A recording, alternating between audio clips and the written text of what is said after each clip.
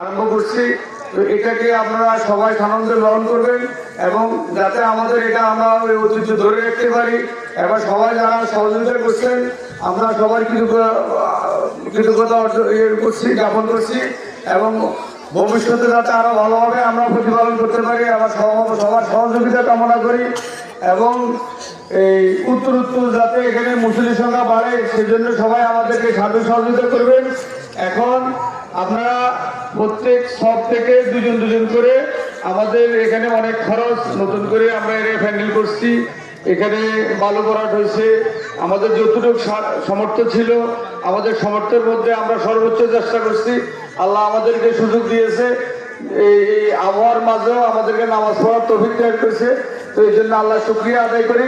আপনাদেরকে সবাইকে এখানে ঈদগাহতে সামিল হওয়ার জন্য ধন্যবাদ জানিয়ে আসসালামু আলাইকুম।